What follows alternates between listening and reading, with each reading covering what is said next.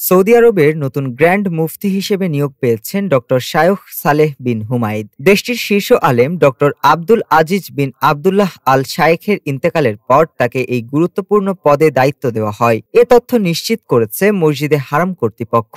নতুন গ্র্যান্ড মুফতি ডক্টর সালেহ হুমাইদ দীর্ঘদিন ধরে মসজিদুল হারাম ও মসজিদে নববীর ইমাম ও খতিবদের তত্ত্বাবধায়ক প্রেসিডেন্সি অ্যাফেয়ার্স পরিষদের সভাপতির দায়িত্বে ছিলেন। তিনি একজন ইমাম নন, বরং বিচারক, শিক্ষাবিদ ও আন্তর্জাতিক ইসলামিক চিন্তাবিদ হিসেবেও সুপরিচিত। সালেহ হুমাইদ ১৯৯৩ সাল থেকে সৌদি মজলিস আল শুরার সদস্য এবং ২০০২ থেকে ২০০৯ পর্যন্ত এর স্পিকার ছিলেন। বর্তমানে তিনি মক্কার মসজিদুল হারামের ইমাম ও জেদ্দাভিত্তিক আন্তর্জাতিক ইসলামী ফিকহ একাডেমির সভাপতি। তিনি ২০১৬ সালে কিং ফয়সাল আন্তর্জাতিক পুরস্কার পেয়েছেন ইসলামের সেবায় বিশেষ অবদান রাখার জন্য। ডেস্ক রিপোর্ট, আজ বার্তা।